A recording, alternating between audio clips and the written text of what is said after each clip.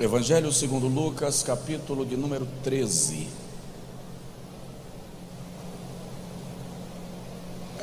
Vamos ler do versículo de número 1 até o versículo de número 9. Todos encontraram? Podem dizer amém.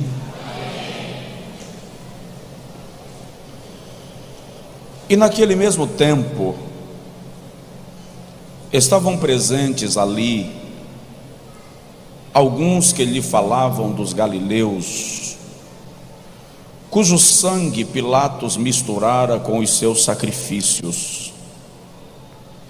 E respondendo Jesus, disse-lhes: Cuidais vós que esses galileus foram mais pecadores do que todos os galileus, por terem padecido tais coisas?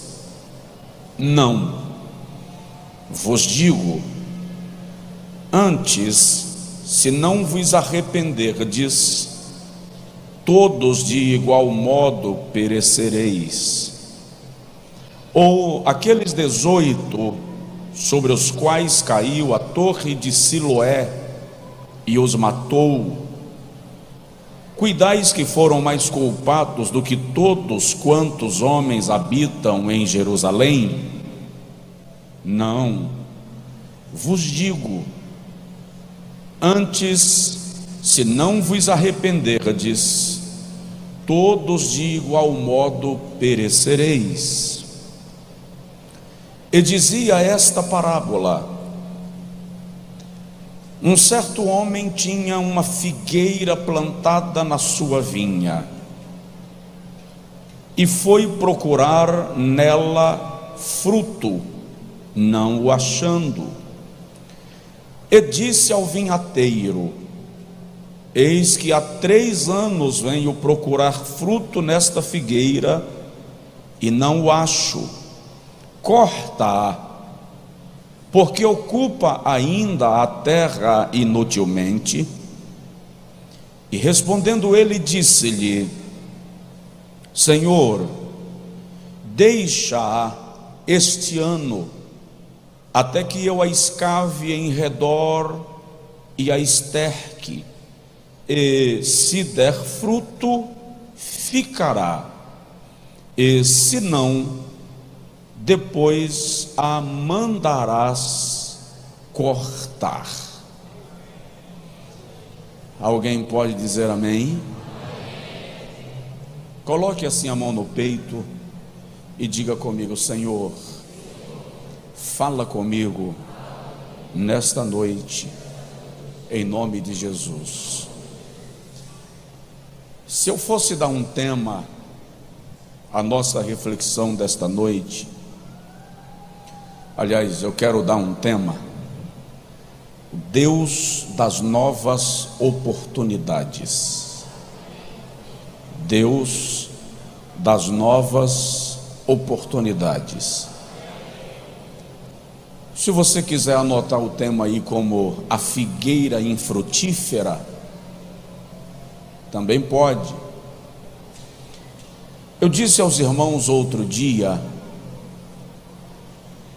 que os judeus têm uma oração que começa assim: ó Deus dos novos começos e das novas oportunidades, eis-me aqui outra vez. Esse texto é muito interessante, tanto pelas lições que ele nos trará, quanto pelo cenário no qual ele se desenrola, no qual ele é desenvolvido. Jesus estava subindo da Galileia para Jerusalém. Preste atenção nesse cenário para você compreender o texto.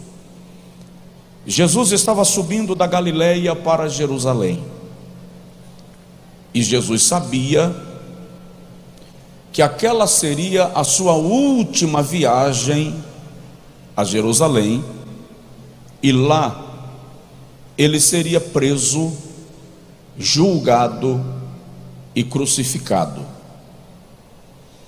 Era uma longa viagem da região da Galileia até chegar em Jerusalém. É uma distância de aproximadamente 140 quilômetros.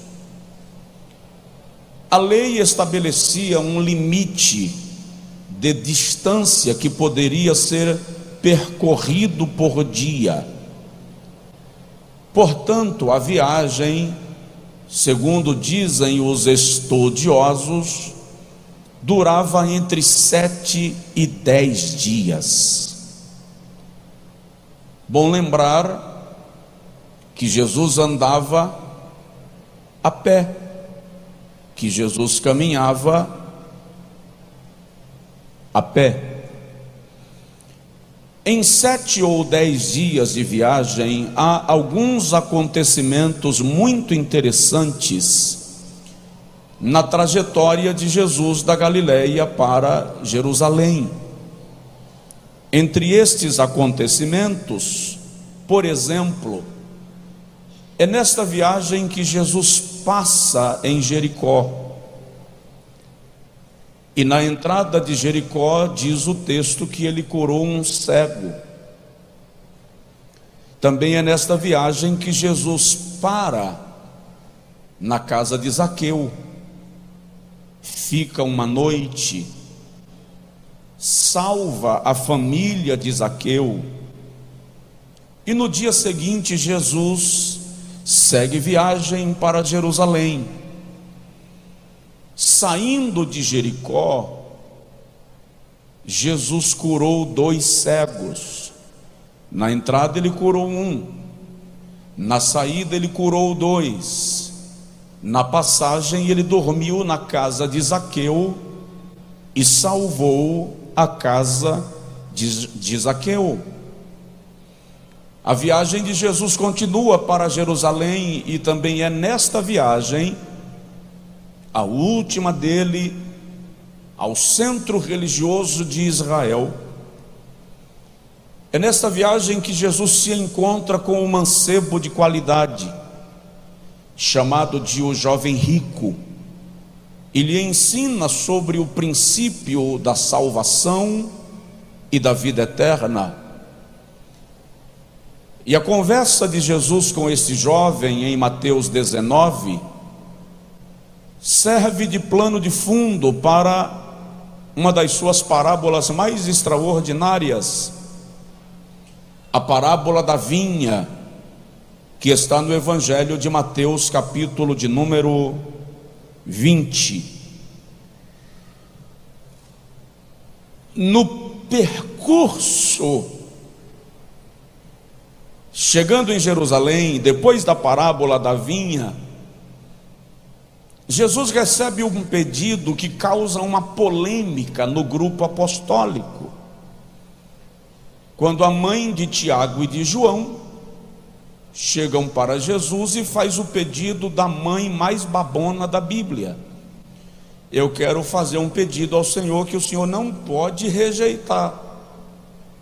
Fala, mulher de Zebedeu, eu quero que no teu reino os meus 2 filhos se assentem contigo no teu trono, um do lado direito e o outro do lado esquerdo, e o resto que se vire onde der.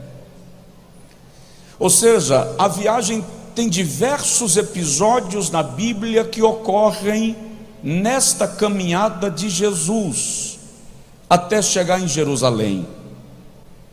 É nessa mesma viagem que os discípulos vêm caminhando, e Marcos diz que eles não entendiam nada do que estava acontecendo. Apesar disto, eles estão discutindo quem entre eles será o maior no reino de Deus. Jesus chama uma criança e diz: em verdade vos digo que quem não se fizer, não se tornar como esta criança, nem verá o reino de Deus. Tudo isso se dá nesta viagem de 7 a 10 dias.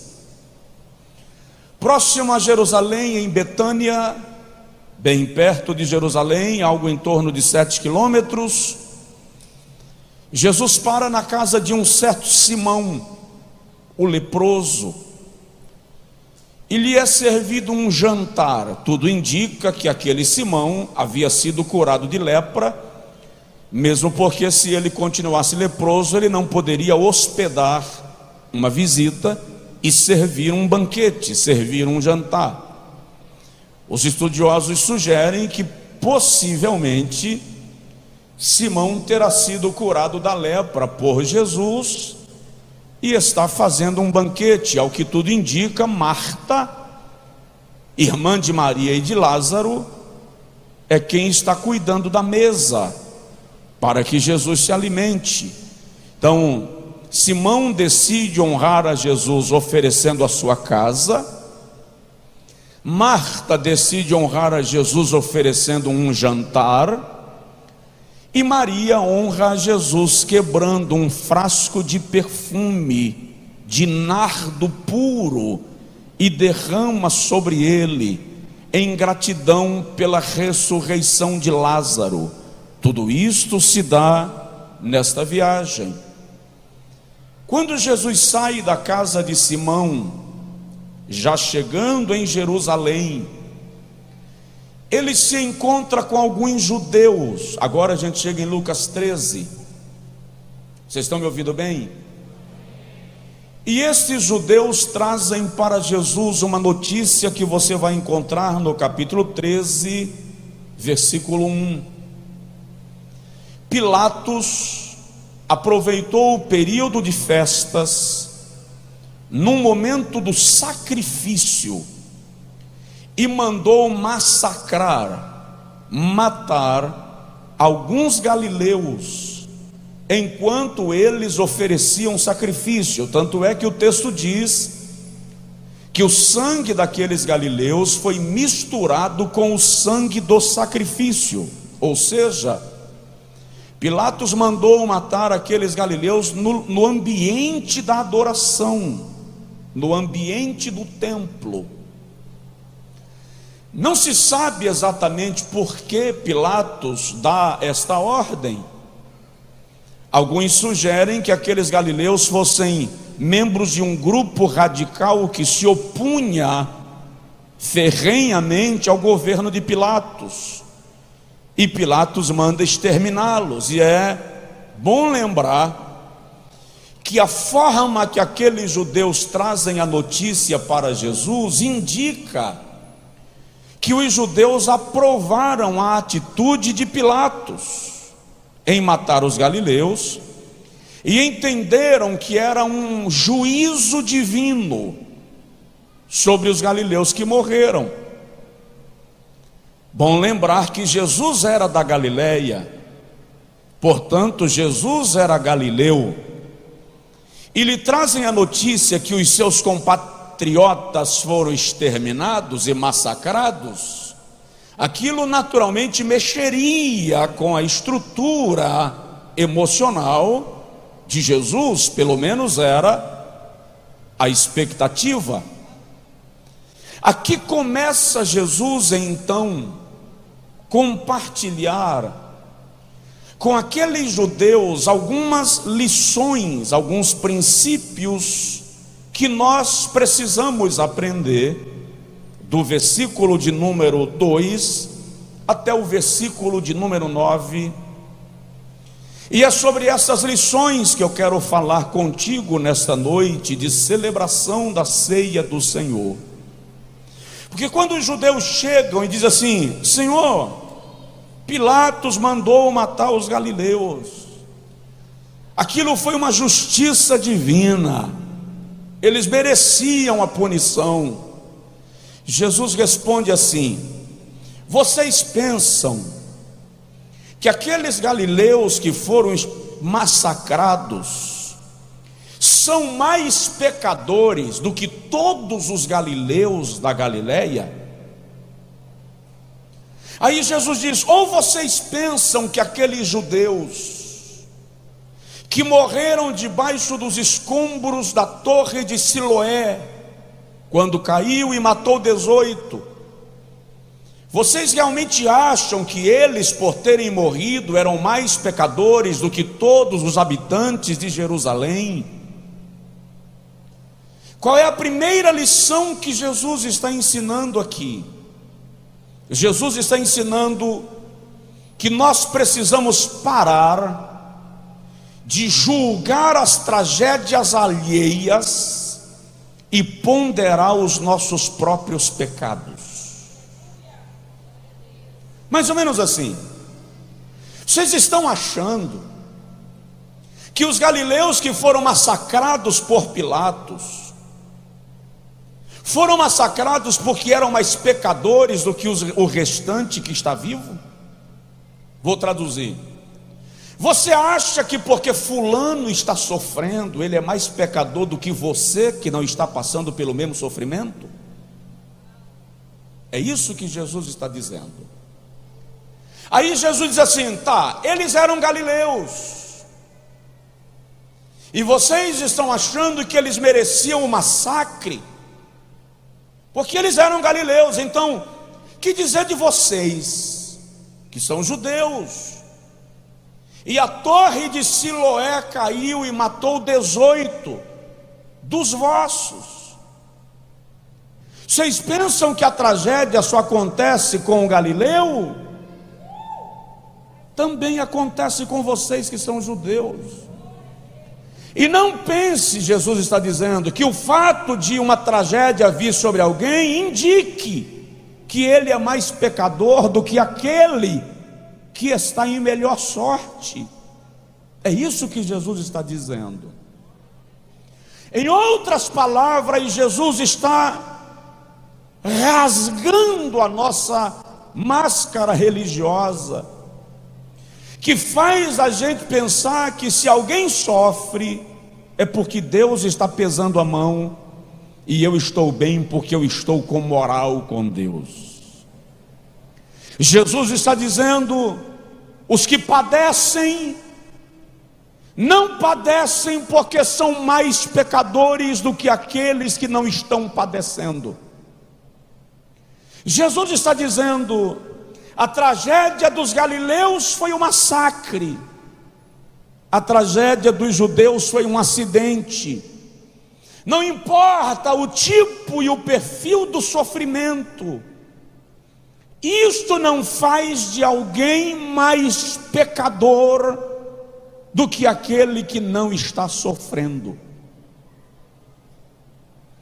O que Jesus está dizendo e o que Jesus está resgatando é um princípio que Salomão defende em Eclesiastes, quando ele diz que assim como sofre o ímpio, também sofre o justo. A doentia teologia da prosperidade ensinou que se você está debaixo da bênção, você não tem padecimento, tudo vai dar certo, nada vai dar errado. E se você estiver doente, ou sofrendo, ou em crise, é porque Deus está pesando a mão. Tanto que os grandes preconizadores desta ideia, quando adoecem, se escondem, porque os seus seguidores não podem ver que eles ficam doentes, porque a doença contradita o que eles pregam. O que Jesus está dizendo é: fica atento, a tragédia de alguém não te torna melhor do que ele, o sofrimento do outro não te torna mais privilegiado. Assim como sofreram os galileus, também sofreram os judeus. Jesus está dizendo para os seus ouvintes. O que Jesus está dizendo é: olha para a tua própria tragédia,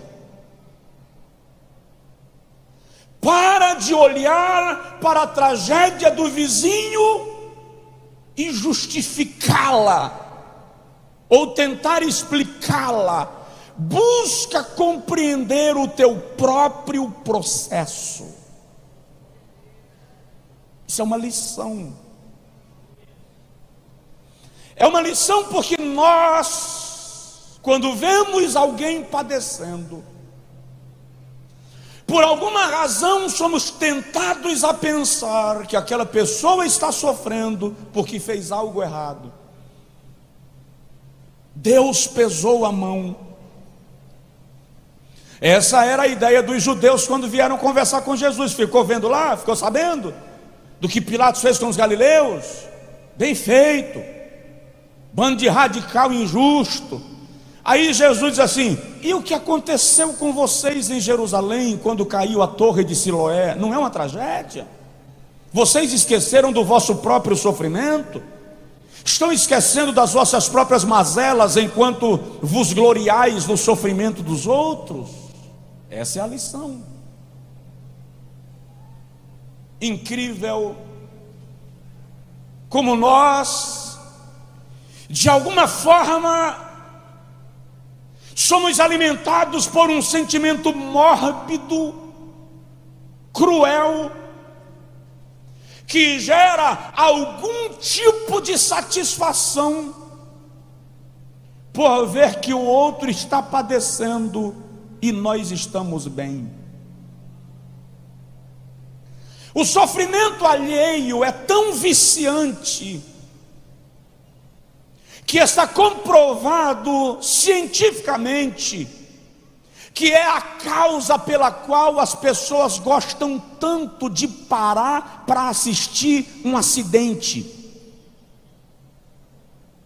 uma tragédia, aglomeram para ver o resultado, porque a dor alheia alimenta a nossa morbidez. Aí Jesus está dizendo: para de se alimentar da tragédia alheia e atenta para a tua própria vida, porque tu também tens as tuas próprias tragédias. Esta é a lição. Provoca o vizinho e fala com ele assim: não se abasteça da dor alheia. Os amigos de Jó, quando se aproximam dele, discursam do capítulo 4 até o capítulo 37, atribuindo razões para o sofrimento de Jó. Elifas, Bildade e Zofá, ao longo dos seus longos discursos, estão sempre atribuindo a Jó uma causa para a dor. E aqui Jesus ensina: o que você diz da tua própria tragédia? Porque enquanto você observa a tragédia dos galileus, vocês têm as vossas. Essa é uma lição. A segunda lição que Jesus ensina é uma lição de arrependimento. Por duas vezes, tanto no versículo 3 quanto no versículo 5, ele diz: se não vos arrependerdes, todos de igual modo perecereis. Jesus está dizendo assim: a tragédia dos que morrem não é menor, não é maior do que a tragédia dos que vivem no pecado. Jesus está dizendo: se vocês não se arrependerem, também perecerão. Jesus está dizendo que morrer numa tragédia e viver no pecado tem o mesmo quilate: é morte, é fracasso. Então a sua orientação é: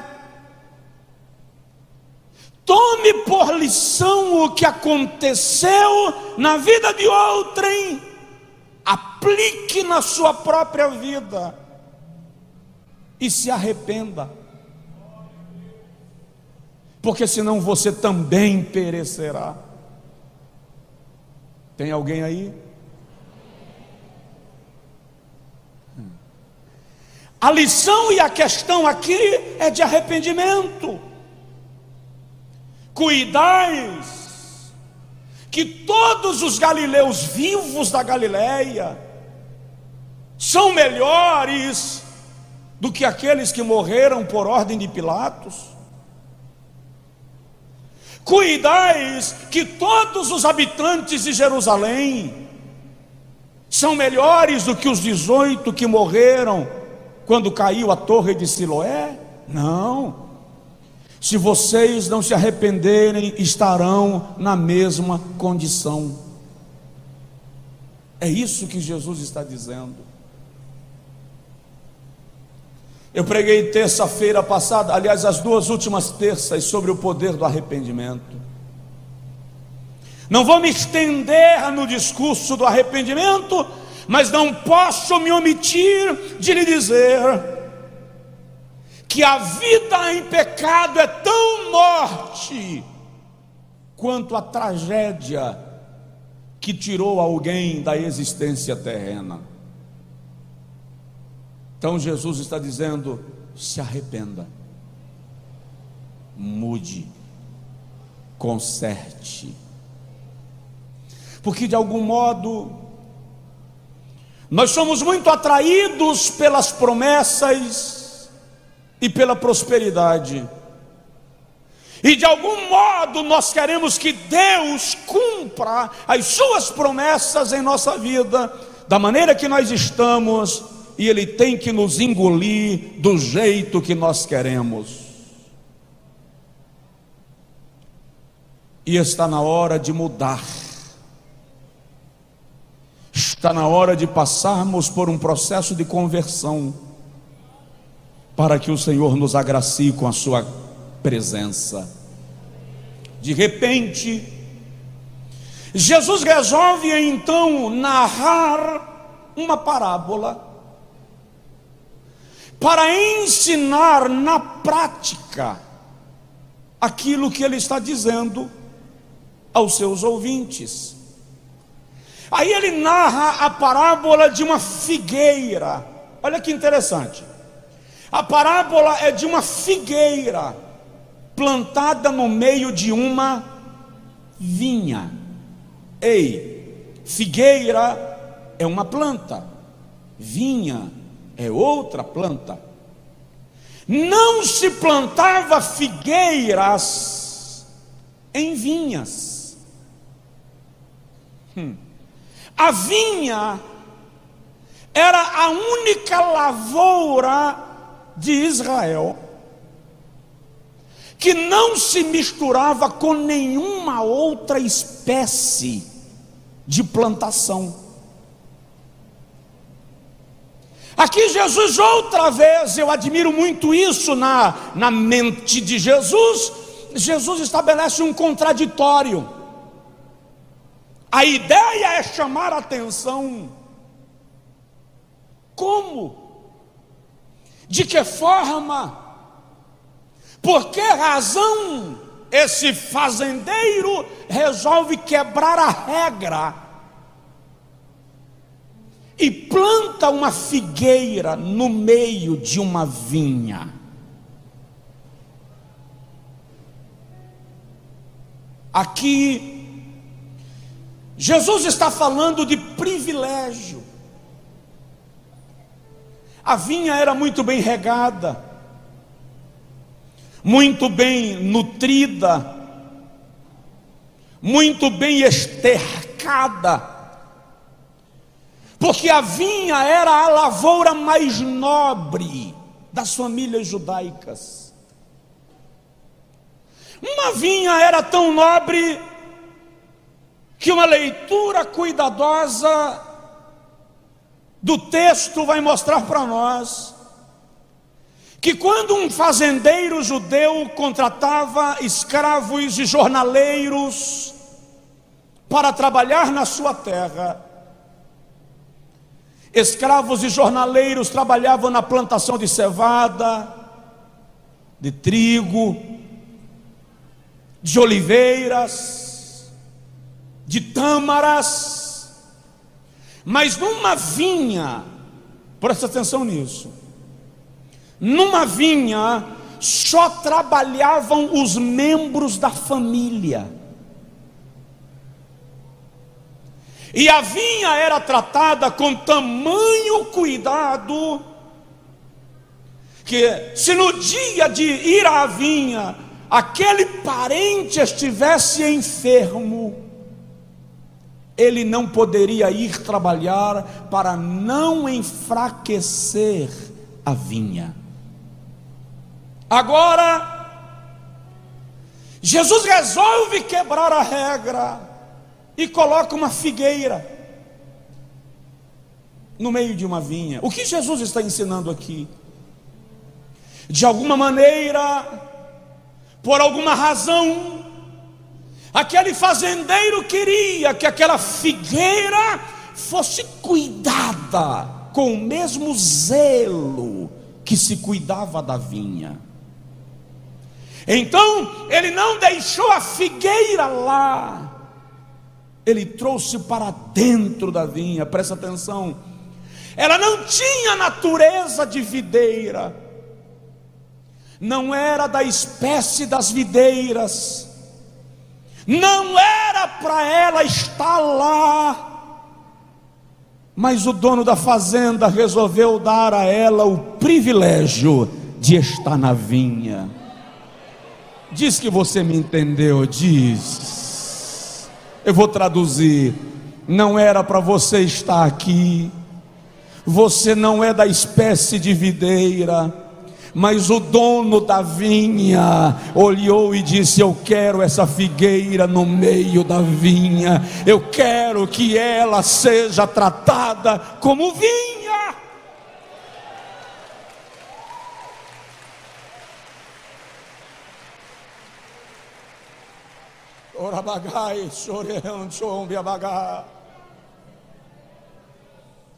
A questão é de privilégio. Eu e você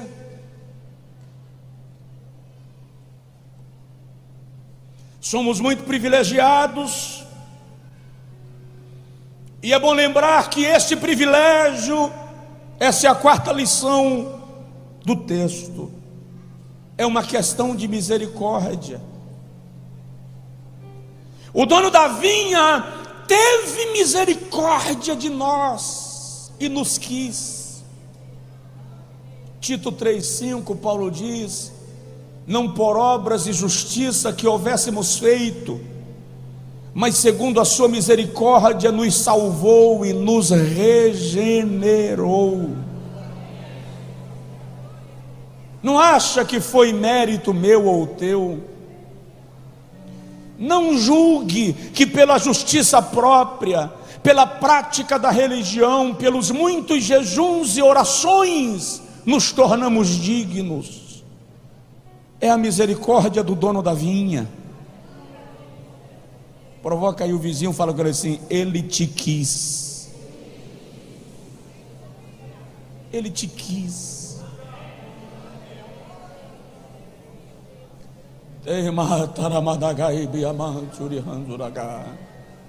É tão ruim quando a gente ignora a misericórdia e pensa que o privilégio de estarmos na vinha é resultado do nosso próprio esforço, porque com isso a gente nega a misericórdia. Jeremias escreveu que as misericórdias do Senhor são a causa de não sermos consumidos, porque as suas misericórdias não têm fim, novas são cada manhã. E eu gosto do texto, porque quando você faz uma leitura mais acurada de Lamentações 3:21, Jeremias está dizendo assim: as misericórdias do Senhor são a causa de não sermos consumidos, porque o seu carinho por nós não tem fim. Por isso que nós estamos na vinha. Primeira lição: o que dizer da sua própria tragédia? Segunda lição, é uma questão de arrependimento. Terceira lição: por causa do arrependimento você é privilegiado e colocado numa vinha. A quarta lição diz que isso é questão de misericórdia. Vamos lá, eu vou agilizar um pouco. A quinta lição que Jesus nos ensina no texto é uma lição de investimento.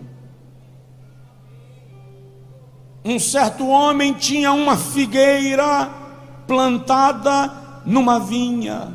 Plantar requer investimento. Plantar requer cavar o solo. E diga-se de passagem que o terreno naquela região é totalmente pedregoso. Requer cavar o solo, requer regar, colocar esterco, acompanhar o processo, podar.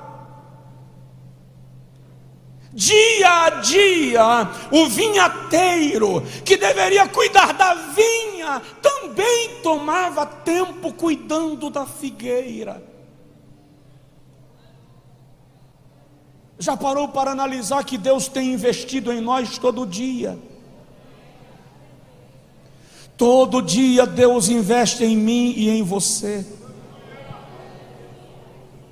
Basta lembrar da escrita, do texto de Pedro, primeira carta, capítulo de número 1, versículo 17, quando ele diz: sabendo que não foi com ouro ou prata, ou coisas semelhantes a estas, que fostes resgatados da vossa vã maneira de viver, a qual por tradição recebestes dos vossos pais, mas com o sangue de Jesus Cristo, como o sangue de um cordeiro imaculado e sem ruga. Deus investiu em você. As tuas conquistas são resultantes de um investimento de Deus. Você nasceu e cresceu porque Deus quis investir em você. Pensa quem tu eras, onde você estava, de onde você veio, onde você estaria agora se Jesus não tivesse te encontrado. E descubra e pense no tamanho do investimento de Deus. E aí eu lembro, a minha mãe sempre me exorta e me diz do cuidado que eu preciso ter para não ficar besta, para não me vangloriar, para não me exaltar, para não ficar idiota. E eu disse para ela que eu desenvolvi um exercício pessoal.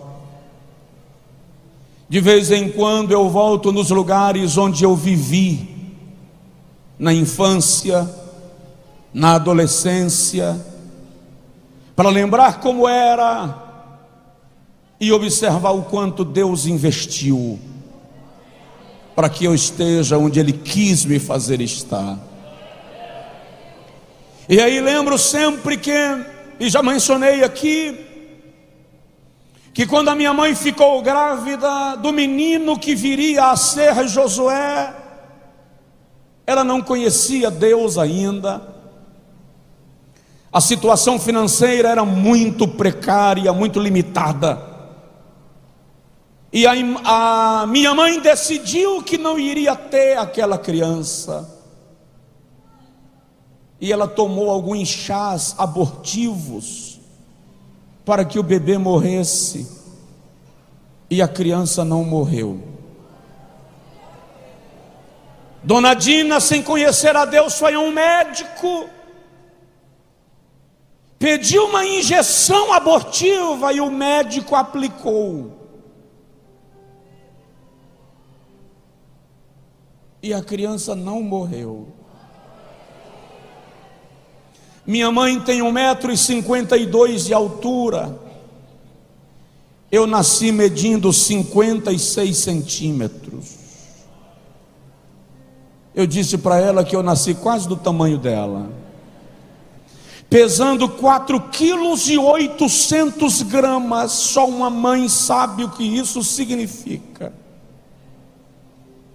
E eu digo para minha mãe, quando brinco sobre isso, quanto mais a senhora engolia veneno, mais eu engordava. Na verdade, Deus estava investindo em mim. Deus investiu em você desde o ventre da tua mãe. Antes que saísses do ventre da tua mãe, eu te conheci. Terabadagai. Salmo 139, o salmista diz: quando eu ainda era informe, no ventre da minha mãe, o Senhor já me contemplava. Os meus ossos ainda não haviam sido entretecidos, e o Senhor já me conhecia. É questão de investimento. Deus investiu em você. Só que você tem que entender que quando Ele investiu em você, Ele investiu para que você dê frutos. Eu chego lá. A sexta lição desse texto, e que eu e você precisamos analisar e avaliar,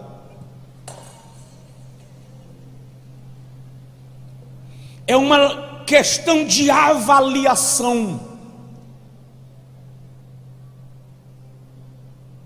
Você tem que entender que todo investidor pega extrato do seu investimento. O dono da vinha, uma vez por ano, vem à figueira para buscar frutos. Ele está avaliando o seu investimento.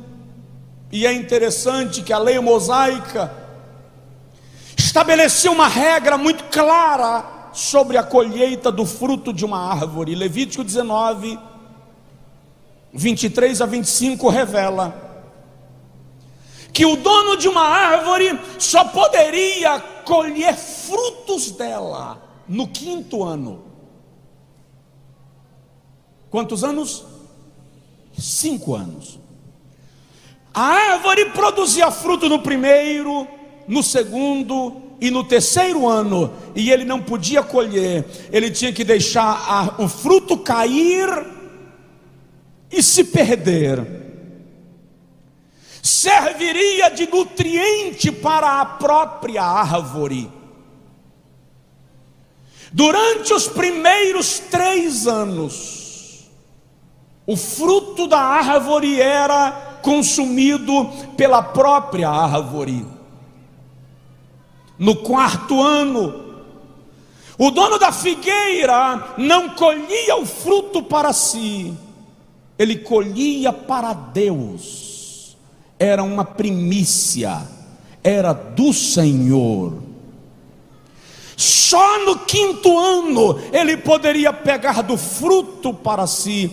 Se já era o 3º ano que ele estava indo, significa que a árvore já tinha 5 anos. Ele já tinha ido no 5º, no 6º e no 7º ano, e ela não produzia fruto. Ou seja, foi dado tempo para ela produzir. Ei, o dono da vinha está te avaliando. Ou você pensa que Deus não está nem aí para como a gente vive? Você está sendo avaliado. Olhe o texto que o Senhor envia para o rei Beltsazar: Mene, mene, tekel farsim, pesado fostes na balança e achado em falta. O dono da vinha está avaliando a nossa vida. Ele está avaliando o investimento que fez e está esperando o resultado, fruto, a partir da nossa vida, a partir de nós. O dono da vinha está aguardando que você produza. Provoque o vizinho, fala com ele: você está sendo avaliado. Para de avaliar a vida dos outros. Lá vai, segura. Para de ficar analisando como o outro vive. Para de atribuir pecado para os outros. Para de dar nome ao pecado dos outros. Para de medir a vida dos outros. Presta atenção, você está sendo avaliado pelo dono da vinha.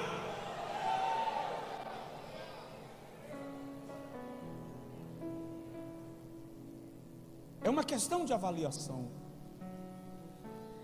Eu já vou terminar. Em sétimo lugar, a lição que Jesus nos ensina na parábola de Lucas 13 é uma questão de utilidade. Ele diz no versículo de número 7: corta, porque ocupa a terra ainda inutilmente. Pior do que não dar fruto é sugar o nutriente daqueles que precisam para produzir. Tem gente que não frutifica e suga a energia de quem está frutificando. Tem gente que não frutifica e desanima quem está frutificando. Não faz nada e critica quem está fazendo. Inútil. Jesus está dizendo: ela está sugando do solo nutrientes que poderia servir para a planta que está dando frutos. Ei! Quem vive sem produzir se torna inútil. A inutilidade é o caminho da tragédia. Por que o Mar Morto é chamado assim? Porque ele não produz nada, só recebe. Quem só recebe e não produz é inútil. Quem suga e não gera é inútil. Aí você pergunta: por que fulano se converteu agora e já está produzindo, já está no cargo X, já está fazendo A ou B? Porque fulano decidiu dar frutos. Chegou agora e já está se sentindo dono do pedaço. Não, só decidiu ser útil. Decida ser útil. Eu falei essa semana que eu vou fazer umas placas e vou colocar aqui no templo todo dia, o dia todo. Na placa vai estar escrito mais ou menos assim: proibido ficar nessa área sem fazer nada. Item 1, vai para a sala de oração orar. Item 2, descubra onde você pode ser útil. Item 3, vá para casa.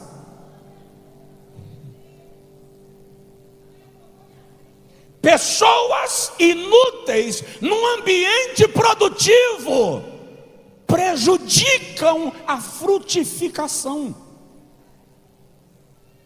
Estou sendo duro? É questão de utilidade. Você é útil?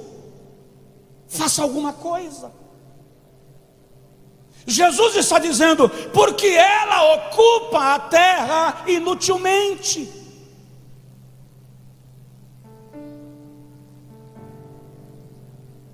Faça se necessário. Pare de extrair e dê. Deixe de ir só buscar e aprenda a levar. Para de criticar quem faz, faça também.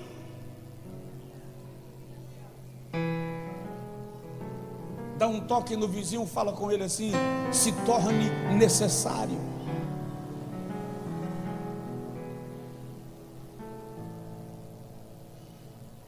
A inutilidade vai ser o teu fim. A inutilidade te isola. A dificuldade de reconhecer e de valorizar quem faz melhor do que você é a incapacidade de reconhecer o seu próprio talento e habilidade.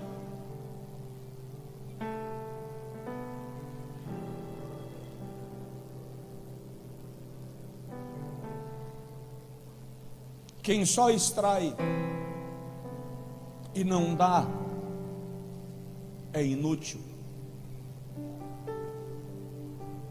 E pode dizer que esse sermão é muito duro. E quando você disser esse sermão é muito duro, se converta, produza alguma coisa, deixe de ser peito seco, sem leite. Deixe de ser terra infrutífera, filho da sanguessuga que só diz dá, dá.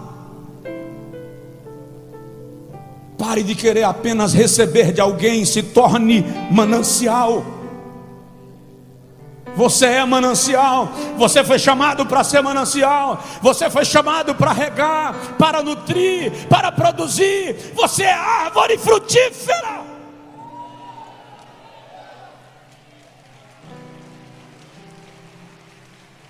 Figueira não é plantada para dar madeira. Figueira não é plantada para fornecer sombra. Figueira não é plantada para gerar flores. Figueira é plantada para dar figos. E aí vem a 8ª lição. Fica tranquilo, só são 10.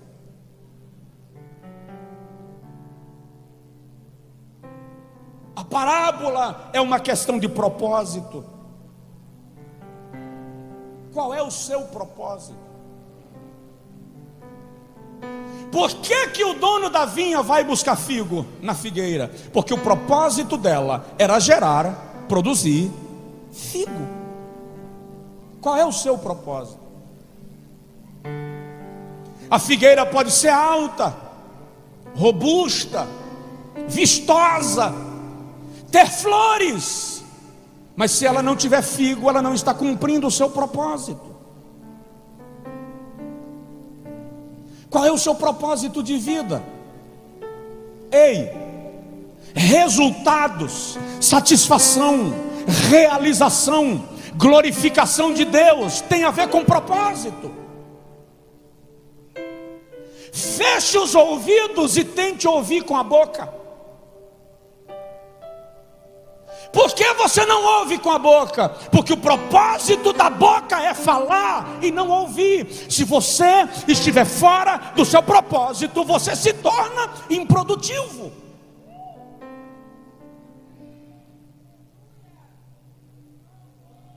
Fora do teu propósito, você é infeliz, amargo, azedo. Tente disputar com um peixe na água, e ele baila contigo, porque ele está no seu propósito. Tire um peixe da água e em 30 segundos ele agoniza. Ei, se você estiver fora do teu propósito, você morre. Descubra qual é o seu lugar no corpo de Cristo. Descubra o que Deus quer que você faça. Eu já disse a vocês, vou repetir: se hoje essa coisa de 1,85 m tombar, você pode olhar no envelope lacrado e dizer: aí vai um homem realizado no que faz. Por quê? Porque eu estou cumprindo o propósito para o qual eu fui chamado. A questão não está no status, no poder aquisitivo, está em saber que você está no lugar certo. Não adianta você querer estar na frente da igreja, se esse não é o propósito para o qual você foi chamado. Frustração, depressão, suicídio.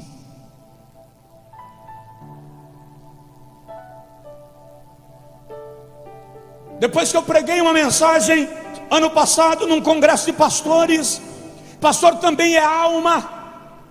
Eu tenho atendido muitos pastores em crises existenciais.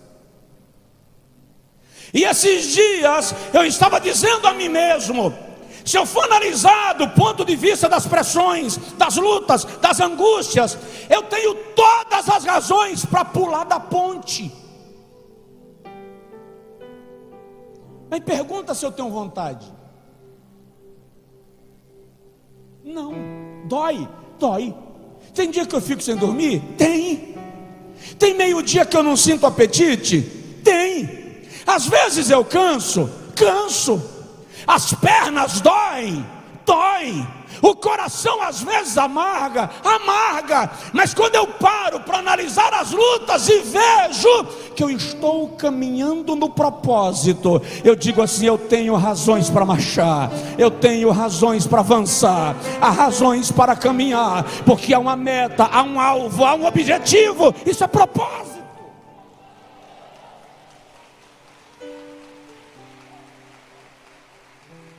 Eu vi irmãos crescerem o olho agora, pode ficar tranquilo. Isso não é um sinal de que eu estou pensando em fazer. Isso é apenas uma forma de dizer que quem tem propósito encontra motivo para avançar. Reconheça seu propósito. A função da figueira, era produzir frutos, e ela não estava alcançando o seu propósito. Fora do teu propósito você não produz.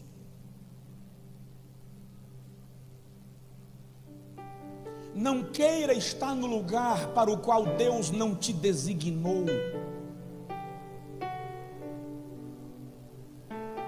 Eu não queria ser do evangelismo, eu queria ser do louvor. Não queira estar no lugar para o qual Deus não te designou. Paulo diz que a mão, porque não é pé, não pode dizer não sou do corpo. Estudos revelam que o meu dedo menor do pé é responsável por quase 50% do equilíbrio do meu corpo.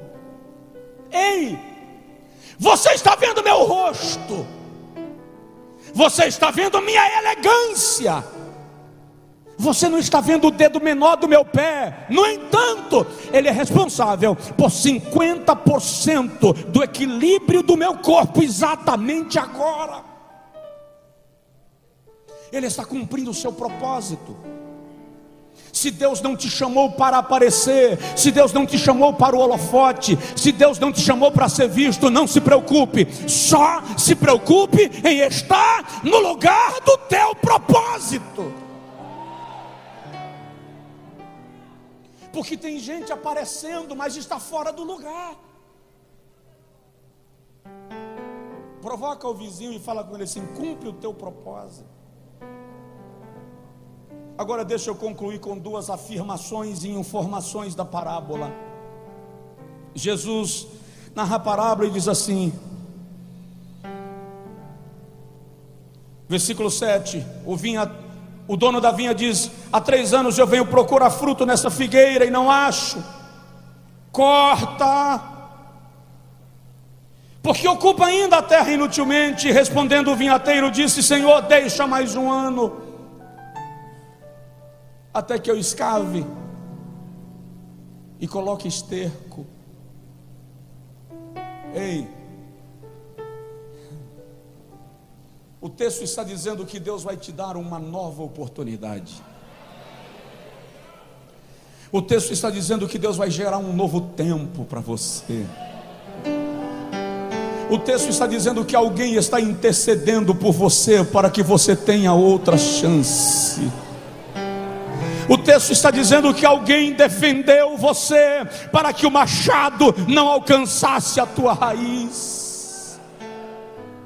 Aprenda a entender uma coisa: você não chega a lugar nenhum se Deus não levantar pessoas para defenderem a tua causa, para defenderem você, para interceder por você. Os ingratos dizem: cheguei sozinho. Os agradecidos dizem: eu não teria chegado se não tivesse sido ajudado. Talvez o lugar onde você chegou tenha dependido menos de você e mais dos outros. Talvez você tenha sido beneficiado pelo esforço dos outros e não reconheceu ainda. Eu sei, estou certo que existem inúmeros anônimos que oram para que esta igreja se estabeleça, para que eu esteja vivo. Você tem que entender que tem sempre alguém intercedendo e te regando. Aprende a honrar e reconhecer quem te rega.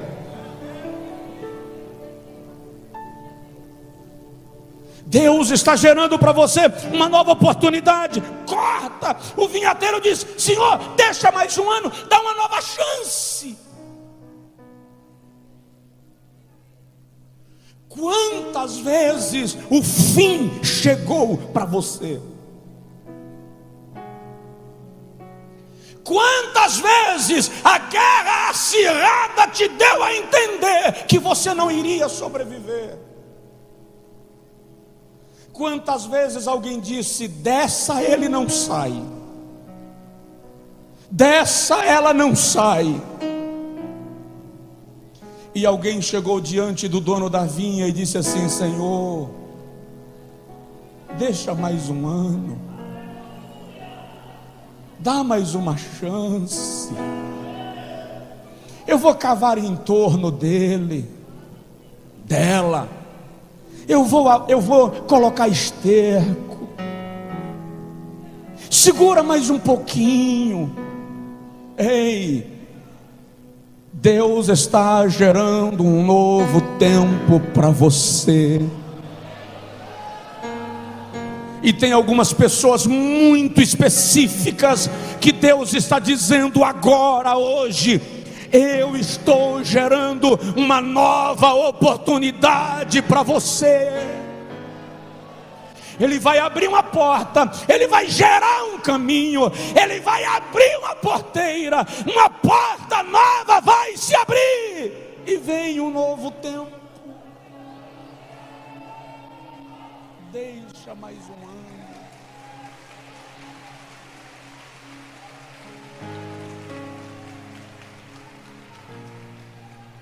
Mas quer que eu te diga uma coisa para encerrar?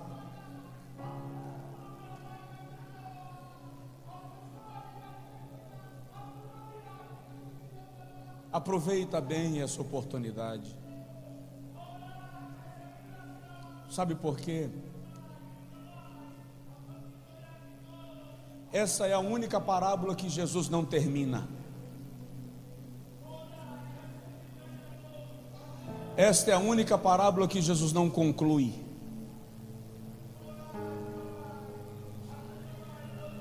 Deixa, eu vou regar, vou colocar esterco, versículo 9, se ela dar fruto, ela permanece. Se ela não der fruto, o Senhor manda cortar. O texto não diz o que aconteceu um ano depois. Jesus não conclui a dissertação. Por que Jesus não conclui? Porque quando ele narrou a parábola, ele estava lembrando de Josué, ele estava lembrando de Humberto, de Miguel, de Joana, de Francisca, de Ruth, de Odília, de Patrícia, de Edilson,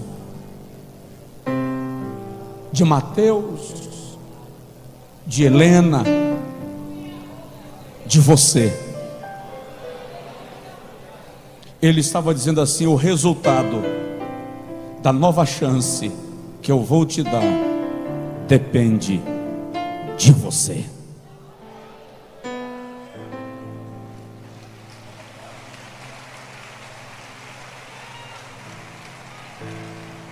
Fica de pé, por favor.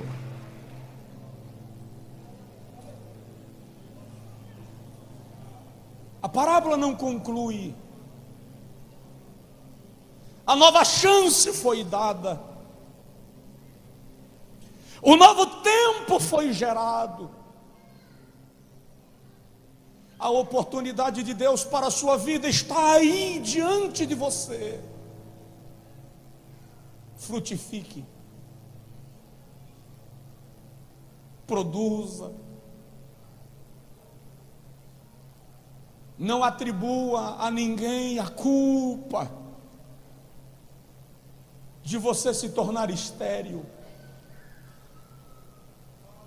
Ele está investindo em você e está esperando que você frutifique.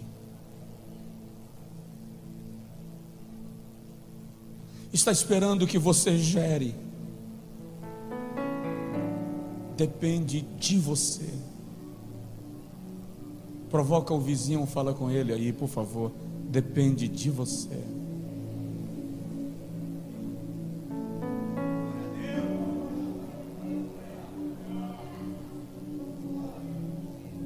Aleluia. Ore comigo agora. E diz para Deus: eu quero produzir frutos. Diz para Deus: eu sei que o Senhor me privilegiou, me colocando na vinha. Eu sou figueira.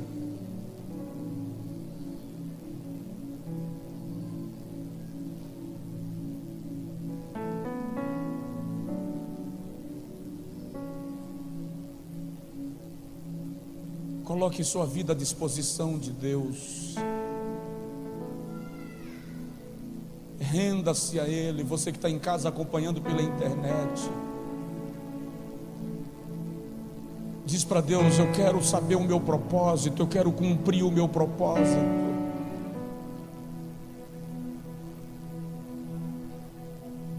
Eu quero que o Senhor me conduza no propósito para o qual o Senhor me estabeleceu.